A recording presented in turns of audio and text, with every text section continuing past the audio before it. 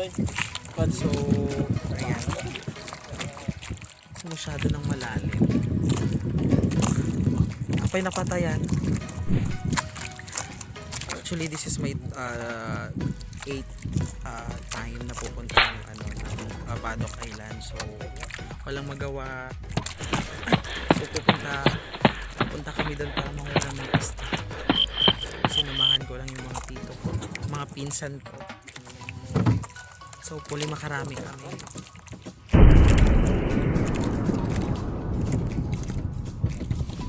So, ideally, ito yung puntahan ng mga ng mga Ilocano dito sa Badok. Para ko rin. So, hopefully makakarating kami doon ng safe. Tsaka, madali.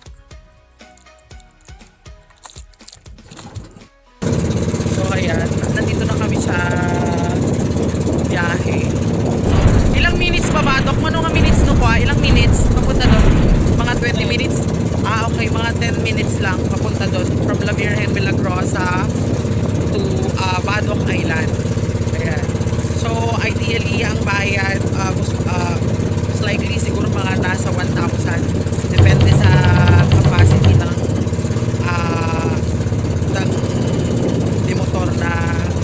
motor. Okay. So, ayan, nakakatakot kasi wala kaming life jacket. Oh my God. So, siguro hindi na ako masyadong kabado ngayon kasi nasanay na ako. For sure, siguro nasa pang-8 ko na to, papunta doon, pang-8 times ko na. Ayan, maalon-alon na rin. So, as you can see, pag nasa gitna ka talagang umaalon na siya. Unlike dun sa harap, hindi masyadong maalon. Oh my God. Lord, guys.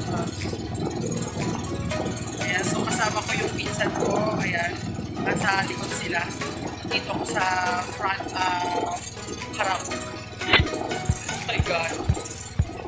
So, yung mga times na pupunta ako, walang masyadong, paalon masyado. Pero ngayon, parang mas kampante ako kasi hindi masyadong paalon. Oh my God. Okay. Lord, it is. So, ayan, tanaw mo yung pagsanahan. Tour. Okay. So, medyo malayo pa. 10 minutes lang.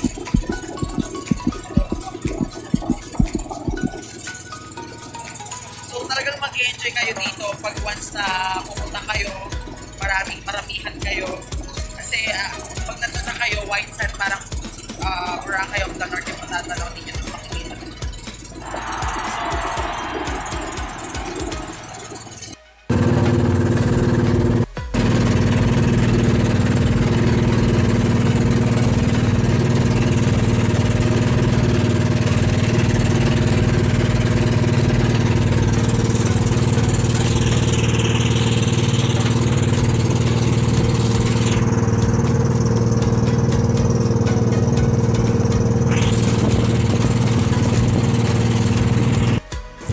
So, as you can see, dito na kami sa island. Diba, ang ganda ng view. So, we're safe. So, bababa na kami. Nagadalo.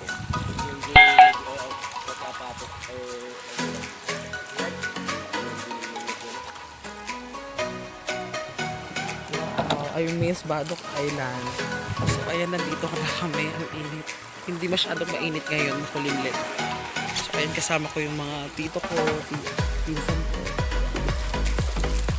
Diba, ang ganda. So, siguro uuwi kami mamaya.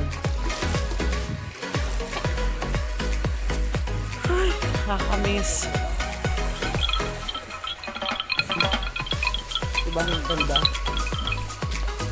Puting-puti.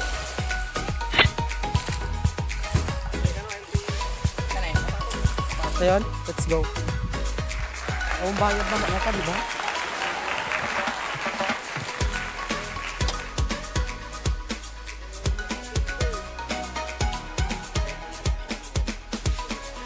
Kailangan pag pupunta kayo dito, dapat magdala kayo ng mga gamit, yun yung mga pagkain. Kasi walang nagtitinda dito. So, kailangan kung ano yung dadalhin nyo yung lulutuin. Pwede rin kayo magpakuha ng mga isda